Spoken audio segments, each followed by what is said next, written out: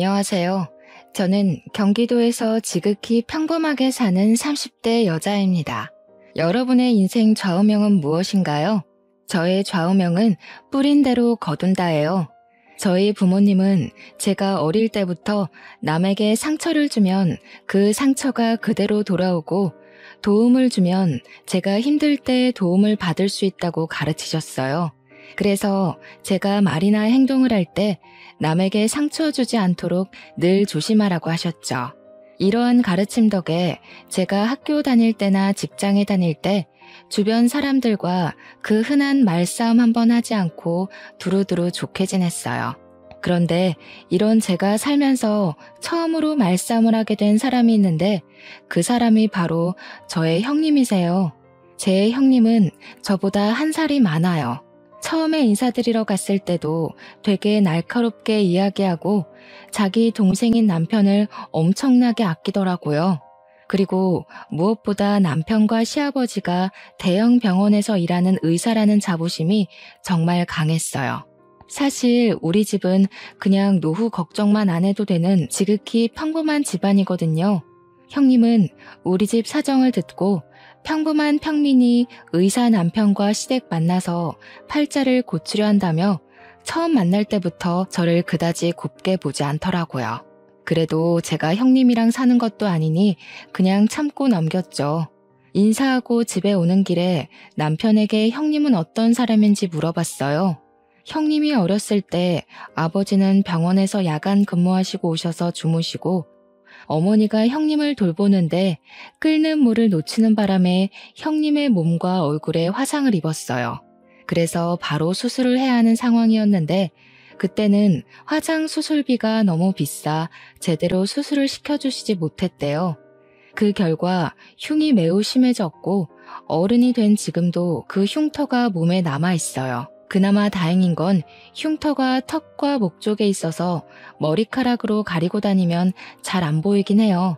하지만 형님은 혹시 다른 사람이 보고 본인에게 좋지 않은 소리를 할까봐 일부러 세게 보이려고 막말을 하는 경향도 있고 자격지심도 많이 있다고 해요. 게다가 시부모님은 형님의 흉터를 보면 마음이 너무 아파서 미안한 마음에 형님이 제멋대로 행동을 하고 다녀도 그냥 오냐오냐 하고 키우셨대요. 이러한 이유로 형님은 예민하고 까탈스럽고 자기 멋대로인 성격을 갖게 되었죠. 그래도 말은 조리 있게 잘해서 용케 회사에 들어는 가는데 성격 문제로 오래 다니지 못하고 매번 금방 관뒀다고 하더라고요. 이러한 남편의 이야기를 들으니 솔직히 형님이랑 좋은 사이로 유지하기 쉽지 않겠다고 생각했지만 그래도 남편을 사랑하고 형님을 본다면 얼마나 보겠어 라는 생각에 크게 문제가 될 것은 아니라고 생각했어요. 결혼하고 신혼여행을 다녀와서 시댁에 인사를 드리러 가니 친척들이 다 집에 계시더라고요.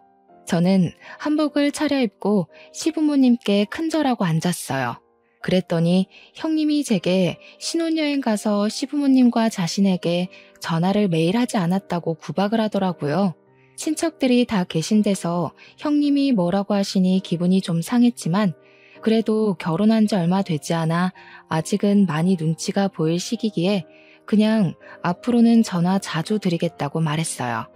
시어머니는 여행 다녀와서 힘들 테니 편한 옷으로 갈아입고 저녁을 먹자고 하셨어요. 제가 알겠다고 하고 옷을 갈아입으려고 가려는데 형님은 바로 저녁 식사 준비를 하라고 하더라고요. 신혼여행 후에는 시댁에서 친척들과 지인들에게 며느리가 직접 밥을 차려야 한다면서요. 그러면서 선심을 쓰듯이 반찬과 국은 있으니 그냥 상만 차려오라고 하더라고요. 그래서 저는 한복을 입고 15인분의 밥상을 차렸네요. 밥을 다 차리고 저도 밥을 먹으려고 앉았는데 이번에는 형님이 물을 가져와라. 국이 다 식어서 다시 데워야겠다. 여기 반찬이 다 떨어졌으니 가져오라고 하면서 제가 앉아있을 시간을 전혀 주시지 않더라고요. 그 덕에 저는 밥을 하나도 먹지 못하고 음식만 열심히 날랐네요. 시부모님은 그런 형님에게 신우짓 하지 말라고 하셨지만 형님은 친척들도 다 계신 자리에서 시부모님께 날카롭게 한마디 하더라고요. 그래도 우리 집이 일반 집도 아니고 엄연히 의사가 둘이나 나온 집안인데 별 볼 일 없는 일반 평민 주제에 이 정도는 해야지. 안 그래요, 다들? 어떻게 감히 여기에 껴서 밥을 처먹으려고 그래? 형님은 친척들 앞에서 저를 완전히 무시하더라고요. 시아버지가 뭐라고 하시긴 하셨지만 형님이 워낙에 막무가내이기도 하고 친척들이 계셔서 크게는 혼내지 못하셨어요. 형님은 친척분들이 식사를 다 하시고 나니 저에게 당연한 듯이 설거지를 시키더라고요. 저는 아무 도움 없이 혼자 설거지까지 마무리 지었어요. 부엌을 정리하고 부엌에서 나오니 이번에는 과일과 차를 내오지 않고 뭐 하냐고 하시더라고요. 다시 저는 부엌에 들어가 과일과 따뜻한 차를 한 상 내왔어요. 형님은 과일을 먹다가 제게 옆에 앉아보라고 하더라고요. 그리고 우리 집 며느리들이 지켜야 할 규칙이 있다며 일러주더라고요. 일단 매일 시부모님께 안부 전화해야 돼. 그리고 매달 첫 토요일에는 무조건 우리 집에 와서 다 같이 점심 저녁을 먹어야 해. 또 제사와 차례는 하늘이 두 쪽이 나도 반드시 참석해야 한다. 원래 우리 엄마가 이런 거 알려줘야 하는데 엄마가 워낙에 착하셔서 이런 얘기 못하고 도리어 며느리 시집살이 사실까봐 내가 대신 얘기하는 거야. 알겠니? 형님의 어이없는 요구에 황당하긴 했지만 그래도 시댁에 온 첫날이기도 하고 친척들도 계셔서 괜히 분란을 만들기 싫어서 일단은 알겠다고 했네요. 그리고 다음 날부터 형님의 본격적인 시집살이가 시작되었어요. 형님은 매일 아침 제게 전화해서는 시부모님께 안부 전화를 하라고 하시더라고요. 그러고는 저녁 때 또 전화해서는 안부 전화를 했는지 안 했는지 확인 전화까지 했어요. 제가 안 했다고 하는 날에는 며느리가 돼서 시부모님께 연락도 안 드리냐며 잔소리를 해대더라고요. 결혼 후 처음으로 맞이하는 첫째 주 토요일, 형님은 무조건 시댁에서 밥을 먹으라고 했지만 결혼하고 친구들에게 인사하고 밥을 사준다고 가지 못했어요. 솔직히 말하면 그때 형님의 말을 주의 깊게 듣지 않아 잊어버리고 있었어요. 친구들과 함께 있는데 형님이 전화 오더라고요. 우리 집에서 같이 매주 첫째 주 토요일에는 같이 밥을 먹어야 한다고 하지 않았냐면서요. 그러면서 빨리 오라고 5분에 한 번씩 전화가 오는데 정말 돌아버리겠더라고요. 결국엔 친구들에게 양해를 구하고 시댁에 일단 갔어요. 시댁에 도착하자마자 형님은 내 말이 말 같지가 않냐면서 엄청 뭐라고 하셨어요.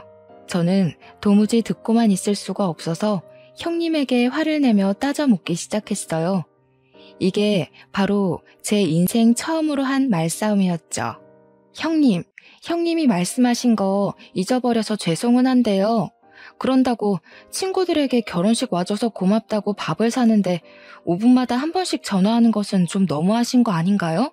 네가 무슨 돈이 있다고 밥을 사. 이거 다 내 동생 돈으로 사는 거 아니야?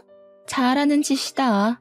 우리 상우는 병원에서 그렇게 뼈가 빠지게 일하는데 너는 그 돈으로 친구들 밥도 사고 아주 팔자 좋아. 아니요, 오늘 친구들 밥은 결혼 전에 제가 모아둔 돈으로 샀어요. 남편 돈으로는 공동 생활비만 쓰고 있어요. 시부모님은 점점 언성이 높아지는 저와 형님을 말리셨지만 형님은 자기 동생 돈으로 제 친구들에게 밥을 사줬다는 오해를 하시며 화를 엄청나게 내시더라고요. 저는 형님의 이러한 지나친 간섭이 답답했지만 제 남편은 병원 일로 이야기는커녕 얼굴 보기도 힘들고 잠도 거의 자지 못하고 눈만 뜨고 다니는 상황인 것을 알기에 어쩔 수 없이 혼자 속으로 사겼답니다. 결혼 후 첫 명절이었어요. 남편은 역시 또 당직이라 병원에 있었고 저 혼자 시댁에 음식을 장만하러 갔었어요. 형님은 말로만 참견하며 잔소리를 했지만 이미 그 전에 몇 번 당해봤던 터라 그냥 그런가 보다 하고 한 귀로 듣고 한 귀로 흘렸어요. 음식 장만은 시어머니가 음식을 주로 하셨고 저는 뒤에서 보조 역할만 해서 생각보다 힘들지 않더라고요. 그런데 명절 당일 아침부터 형님이 자꾸 제게 이것저것 시켰어요. 아침에 차례를 지내고 설거지를 하고 집에 가려는데 갑자기 제가 해주는 음식들이 맛있다며 음식을 만들어주고 가라는 거예요. 제가 친정에 가야 한다고 해도 친정이 먼 것도 아니고 시간이 걸리면 얼마나 걸린다고 그러느냐며 자꾸 해달라는데 매정하게 안 해주고 가기도 조금 그렇더라고요. 그래서 음식을 다 만들었더니 또 지금은 입맛이 없다며 먹지도 않아요. 그리고 이제는 정말 집에 가려는데 주방 후드 청소까지 싹 시키더라고요. 저는 그런 형님의 말을 무시하고 제 짐이 있는 작은 방에 갔어요. 그런데 웬걸 형님이 문을 잠가버렸더라고요. 형님, 여기에 제 짐 있는데 방문 좀 열어주세요. 어머, 실수로 문이 잠겼네. 그런데 자물쇠가 없어서 어쩌나. 오늘 올케 집에 못 가겠네. 원래 며느리는 명절 다 끝나고 가는 거야. 무슨 벌써 집에 가려고 해. 그냥 이렇게 된 김에 오늘 자고 가. 여기 방문은 내일 열쇠 찾아서 열어줄게. 이러한 형님의 어이없는 만행으로 저는 그날은 결국 시댁에서 잠을 자고 다음날 형님이 이제야 열쇠를 찾았다며 문을 열어주어 연휴 마지막 날 친정에 갈 수 있었어요. 결혼 후 두 번째 명절 때는 시어머니가 입원하셔서 이번에는 차례를 지내지 말자고 시댁으로 오지도 말라고 하시더라고요. 남편도 병원 당직이라 출근해서 저는 오랜만에 늦잠을 잔 후 천천히 친정에 갈 준비를 하고 있었어요. 그런데 누군가가 우리 집 배를 누르더라고요. 문을 열어보니 형님이었어요. 형님의 손에는 커다란 장바구니가 있었고 그 안에는 음식 식재료가 가득 있었죠. 올케, 내가 예전에 얘기했지? 며느리는 반드시 하늘이 두 쪽이 나도 시댁의 제사와 차례를 지내야 한다고. 설마 우리 엄마 병원에 계신다고 차례 안 지내려던 거 아니지? 빨리 내가 장봐온 거로 음식 장만해. 내가 도와줄게. 형님은 시어머니도 지내지 말라던 차례를 반드시 지내야 한다며 굳이 장을 봐오셔서는 음식을 장만을 시키셨어요. 처음에는 분명히 도와서 같이 한다고 해놓고서는 갑자기 급한 전화가 왔다며 자리를 뜨시더라고요. 한참을 지나도 오지 않길래 보니 큰방 침대에서 잠을 자고 있었어요. 결국 저 혼자 음식을 다 장만하고 차례도 지내고 뒷정리도 온전히 저 혼자 다 했죠. 정리까지 마친 뒤 할 일을 다 했으니 이제 친정집으로 가려고 짐을 챙기고 있었어요. 차례도 다 지냈으니 이제 친정에 가야 할 것 같아요. 그러니 형님도 이제 집에서 나가주세요. 저 지금 나갈 거예요. 뭐? 나가라고? 올케. 그게 형님한테 할 말이야? 그리고 우리 상우가 먹고 자고 하는 집인데 집안 꼬락서니가 이게 뭐니? 이따가 상우 오면 푹 쉬어야 하니까 같이 집안 대청소도 하고 정리도 하고 가. 형님은 괜히 집의 상태를 지적하며 끝까지 나가지 않았어요. 제가 표정이 좋지 않거나 말대꾸라도 하면 감히 네가 의사 누나한테 말대꾸냐며 도리어 화를 버럭 내더라고요. 그렇게 나가지 않고 끝까지 버티는 형님 때문에 두 번째 명절에도 연휴 마지막 날에 친정에 갈 수 있었어요. 그 뒤로 저는 아이를 가졌어요. 아무 문제 없이 무사히 아들을 낳았고 이름은 시아버지의 뜻에 따라 김성준이라고 지었어요. 그 후 조리원에 2주 동안 있다가 성준이를 데리고 집에 왔는데 집에 형님이 있는 것이 아니겠어요? 올케, 살이 많이 쪘네. 이러다가 우리 상우가 바람이라도 피면 어쩌려고. 관리 좀 해야겠다. 아기를 이제 막 낳고 온 사람에게 몸은 괜찮냐고 말하지는 못할 망정 살이 많이 쪘다느니 관리 좀 하라는 게 말이나 되나요? 저는 참지 않고 바로 형님에게 따졌어요. 아기 낳고 왔으니까 그러죠. 아, 형님은 아직 결혼을 안 해서 애를 안 낳아봤으니 모르시나 봐요. 감히 하늘 같은 형님한테 무슨 말 대꾸야? 네가 우리 집 장손 낳았다고 이제 눈에 뵈는 게 없어? 나한테 예의 좀 지켜. 알았어?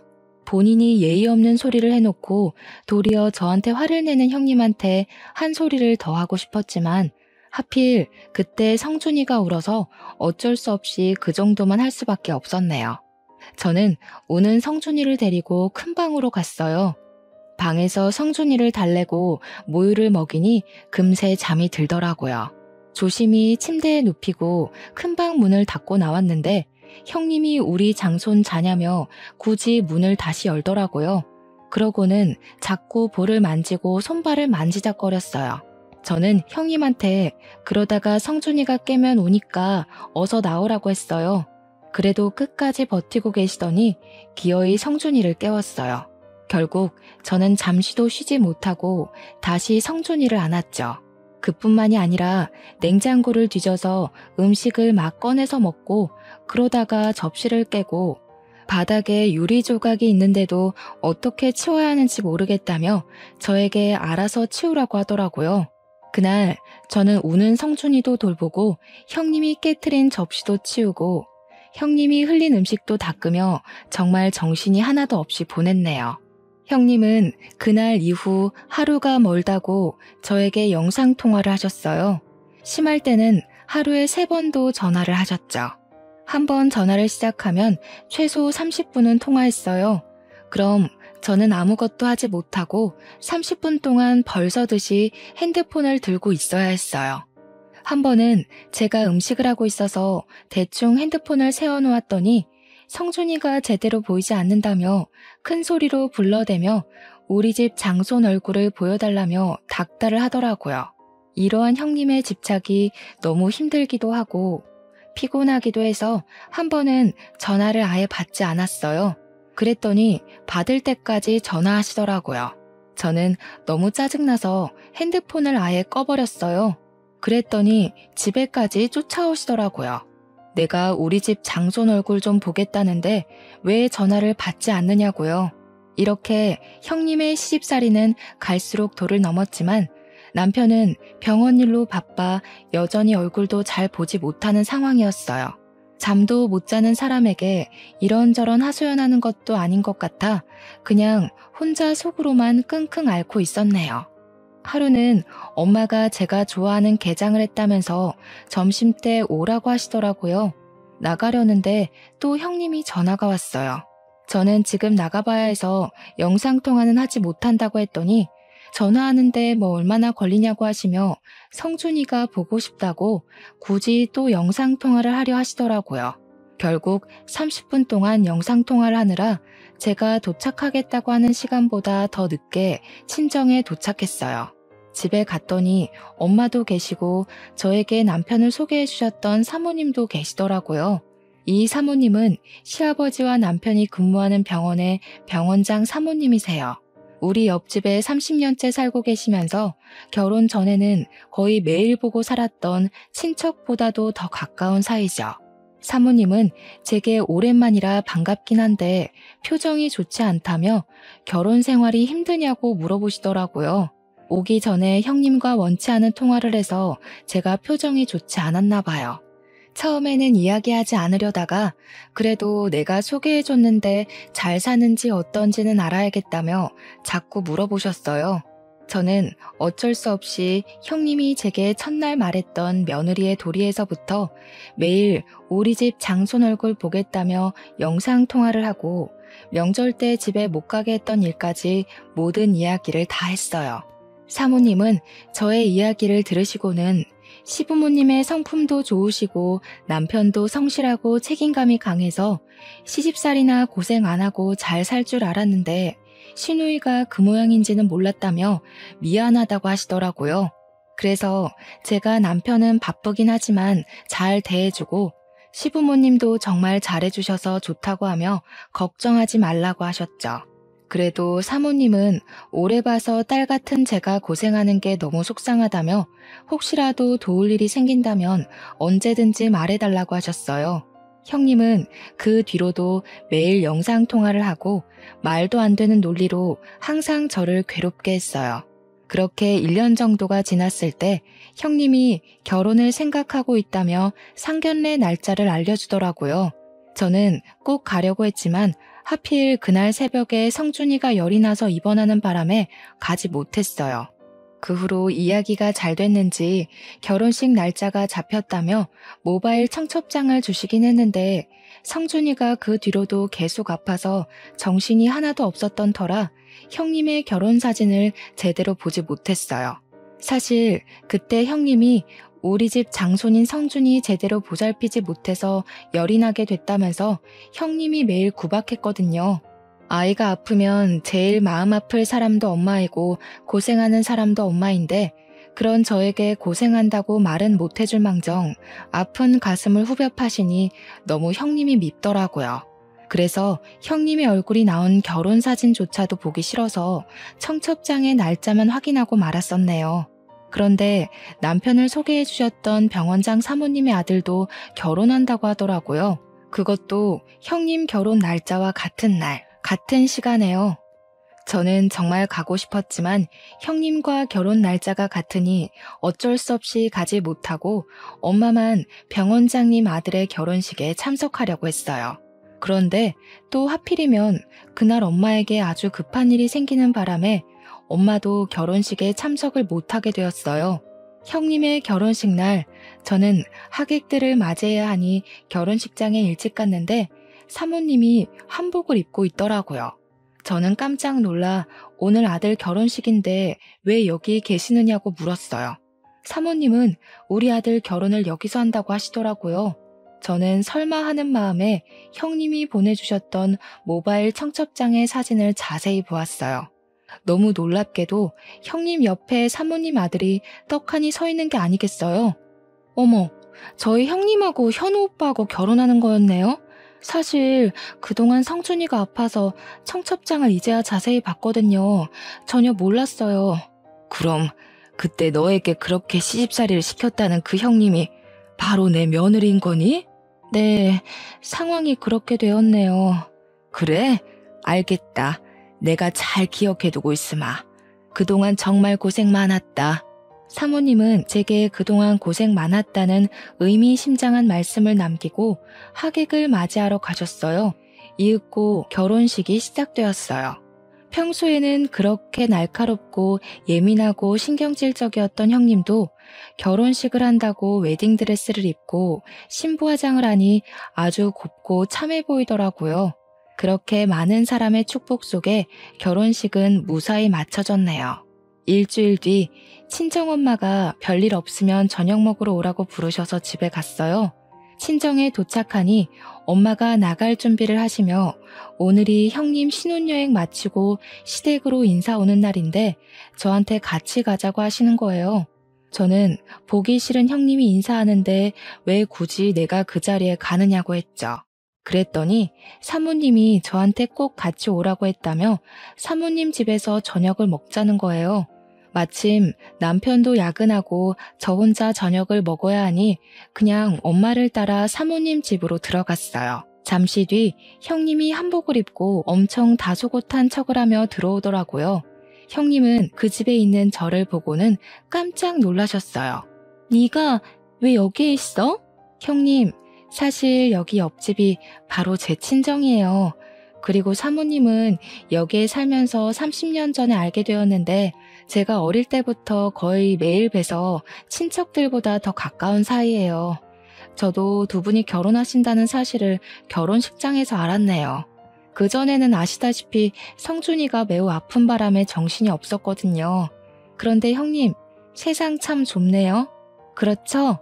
형님은 저와 형님의 시어머니가 서로 아는 사이였다는 사실을 알고 당황해 하더라고요.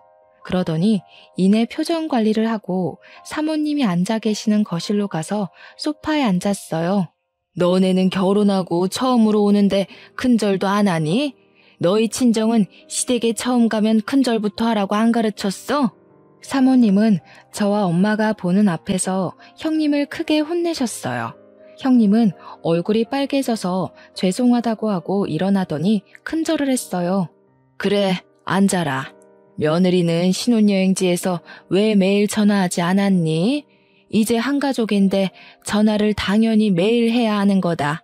알겠니? 그리고 매주 첫 토요일에는 무조건 우리 집에서 점심과 저녁을 먹어야 해.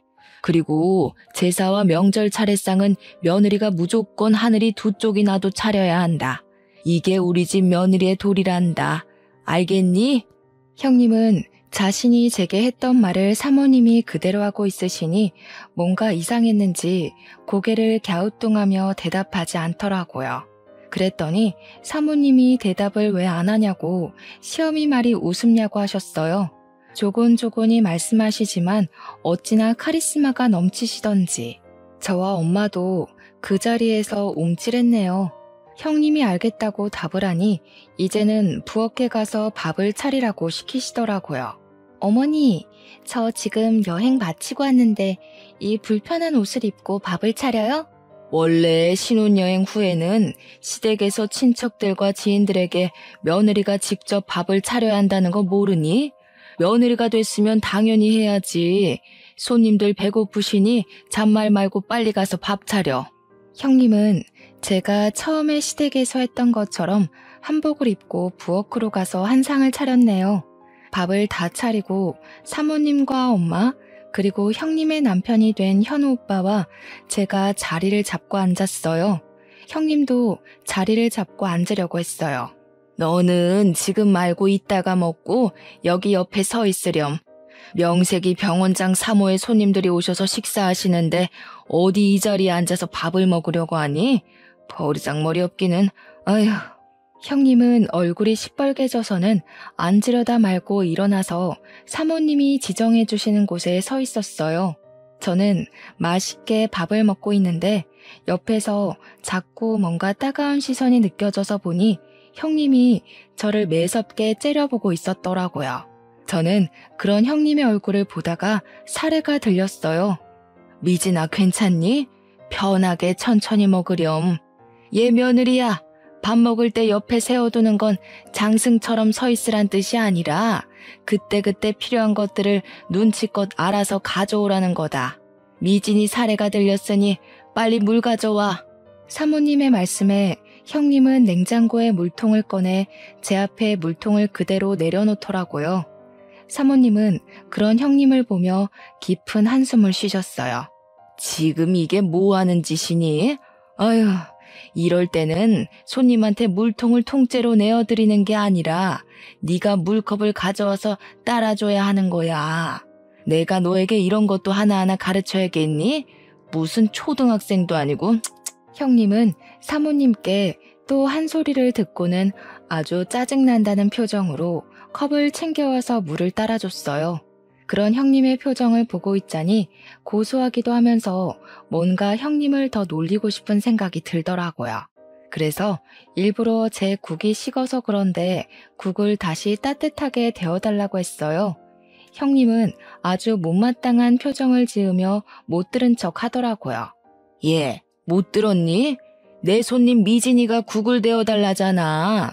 어서 따뜻한 국으로 가져다 주렴. 명색이 병원장 사모의 손님인데 당연히 이 정도 대접은 받아야지 않겠니?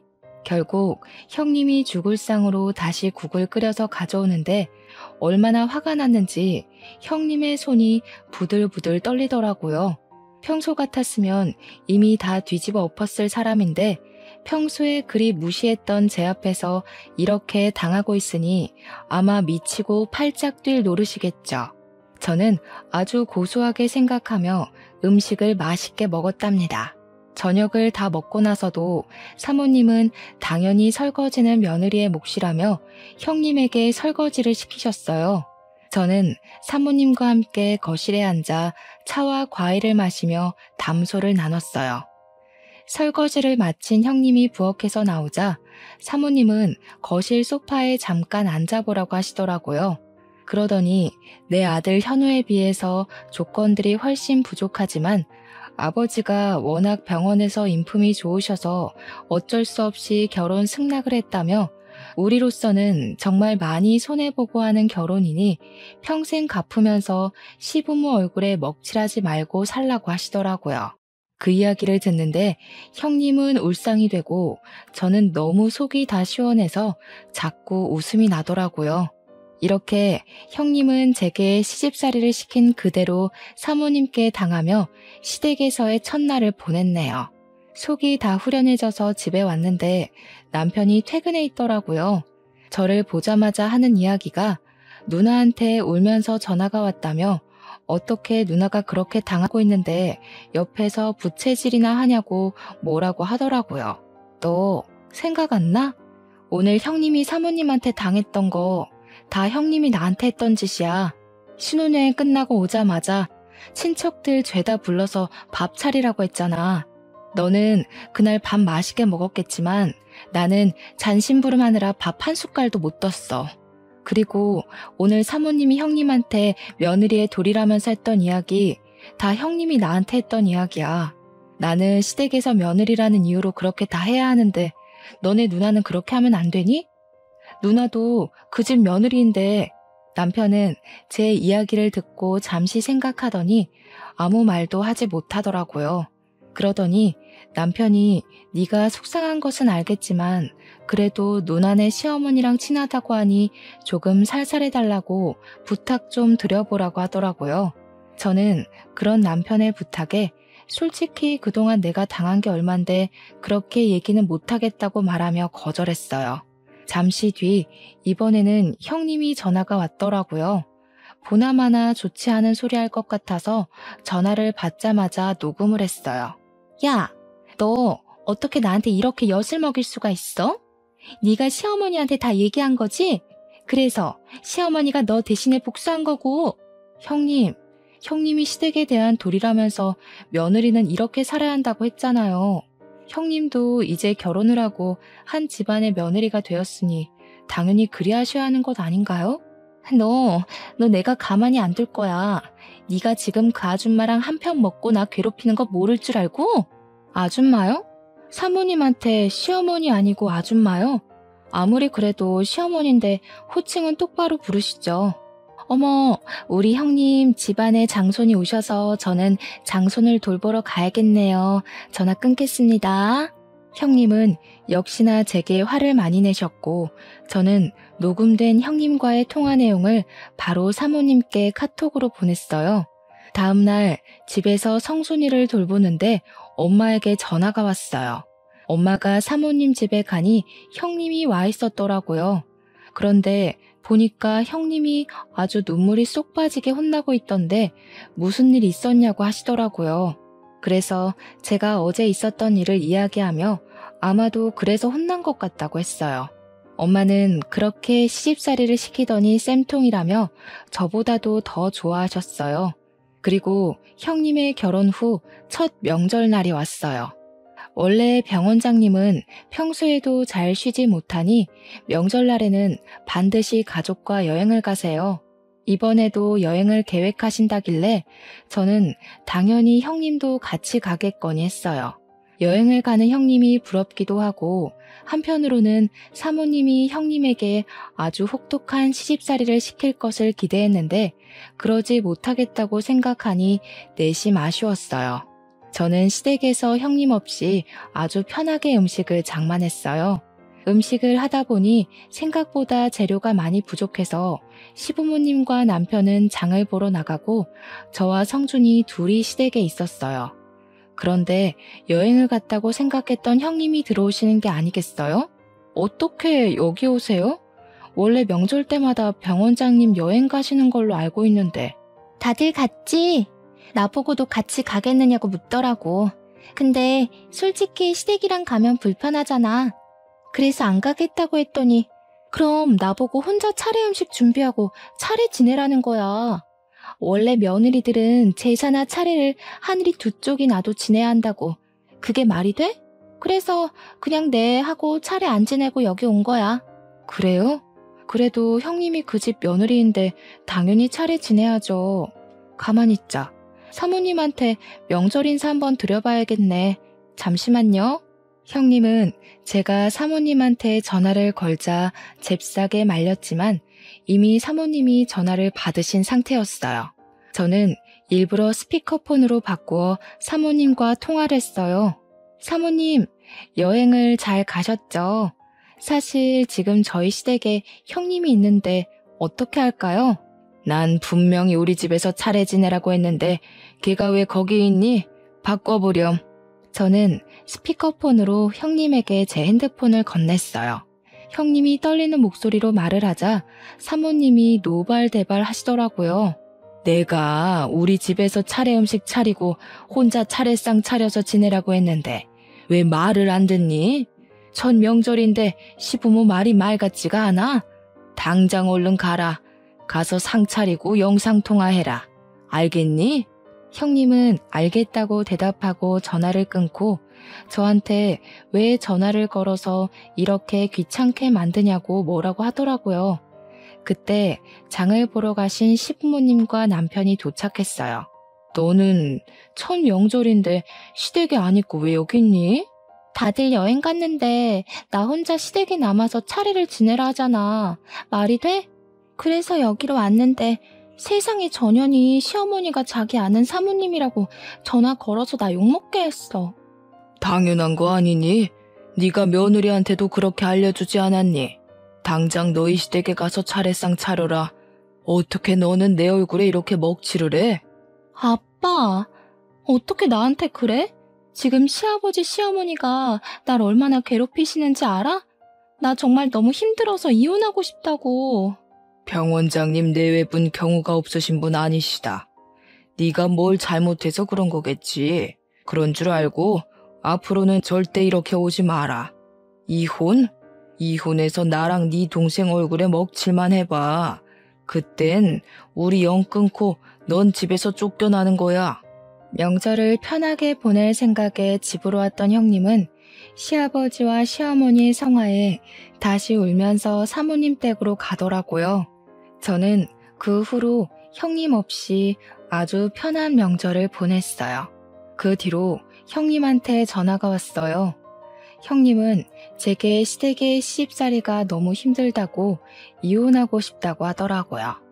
저는 형님이 이혼하고 싶은 것을 왜 제게 말씀하시냐고 물었어요. 이혼하고 싶어서 우리 엄마한테 전화했더니 엄마도 사돈이 병원장님이신데 이혼하면 아빠와 동생이 병원 생활 힘들어져서 안 된다고 하면서 말리시더라. 그래서 저한테 이런 이야기 하시는 이유가 뭐예요? 네가 내 시어머니께 잘 말씀드려서 우리 형님 좀 적당히 봐달라고 하면 안 돼? 이제 형님이 잘 빌려준다고 말해줘. 나도 이제 너한테 신우짓 절대 안 할게. 정말 내 동생처럼 생각할게. 부탁해. 제발 나 좀 도와줘. 형님이 제게 울먹이면서 이야기하는데 정말 눈물겹더라고요. 하지만 저는 형님한테 그 전에 너무 많이 당했던 터라 형님의 그런 부탁에도 눈 하나 깜빡하지 않았어요. 형님, 지금 사모님이 형님에게 하시는 것들 다 형님이 제게 했던 것 아닌가요? 인제 와서 하는 말인데 그때 형님이 저한테 그렇게 구박하고 했을 때 저 정말 이혼하고 싶을 만큼 힘들었어요. 제 인생에서 최고로 자존감이 바닥을 치고 우울증까지 왔다니까요. 정말 미안해. 그때는 내가 결혼 전이라 시댁 며느리 그런 거 전혀 몰랐어. 내 생각이 짧았어. 속 깊은 네가 나 좀 한 번만 도와주라. 응? 형님, 죄송하지만 저는 사모님께 그런 말하기도 싫고 감히 제가 사모님께 그런 말할 자격도 없습니다. 그리고 지금 미안하다고 해도 이미 그때 제가 받은 마음의 상처는 지워지지 않네요. 저는 도움이 되지 못할 것 같아요. 저도 죄송하지만 알아서 잘 해결하세요. 형님은 저의 단호한 대답에 울면서 전화를 끊더라고요. 그 뒤로도 사모님의 시집살이는 계속되었고 여전히 형님은 사모님께 혼나며 결혼 생활을 이어가고 있답니다. 반면에 저는 이제 형님과 거의 만나지 못해서 저는 아주 편하게 결혼 생활을 하고 있어요. 어느 날은 남편이 자기 누나가 그렇게 못되게 구는지 몰랐다면서 병원 일에 치여 사느라 제대로 챙겨주지 못해서 미안하다고 진심으로 사과하더라고요. 그 뒤로는 남편도 제게 잘해주고 시부모님이야 원래 잘해주셨고 해서 요새는 아무 고민 없이 아주 만족스러운 생활을 하고 있어요. 최근에 친정엄마랑 통화하다가 사모님 얘기가 나왔어요. 친정엄마가 사모님께 왜 그렇게까지 시집살이를 시키시냐고 물으니 사모님 본인이 원래 불의를 못 참는 성격인데 딸 같은 제가 형님한테 그렇게 당했다는 것을 아시고 많이 화가 났었다고 해요. 만약에 처음부터 아들이 만나는 사람이 제 형님인 것을 알았다면 아마 결혼 안 시켰을 텐데 이러한 사실을 결혼식장에서 알아버렸고 인제 와서 결혼을 엎을 수는 없으니 대신 본인이 행했던 시집살이를 그대로 시켜서 본인이 무슨 잘못을 했는지 제대로 깨닫게 해야겠다고 생각하셨대요. 이 부분은 형님의 시아버지와 남편이 다 동의를 해서 가족들 모두 사모님의 행동에 크게 반대하지는 않았다고 해요. 또 미리 형님의 아버지인 저희 시아버지께도 말해놔서 동의를 구했다고 하시더라고요.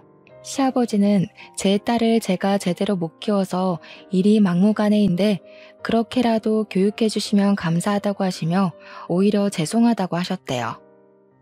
그러면서 사모님은 그래도 조만간에 이렇게까지 하게 된 이유를 설명해주고 시집살이를 끝낼 거라고 하셨대요. 엄마는 사모님의 말씀을 제게 전하며 정말 사람은 뿌린 대로 거두는 게 딱 맞다고 하시더라고요. 형님이 너에게 그렇게 시집살이를 시키더니 결국엔 그거 그대로 형님이 다 받게 됐다면서요. 그러면서도 제게 항상 말해왔듯이 남에게 피해주며 살지 말고 특히 시댁에서는 말과 행동을 조심하라고 신신당부를 하시더라고요.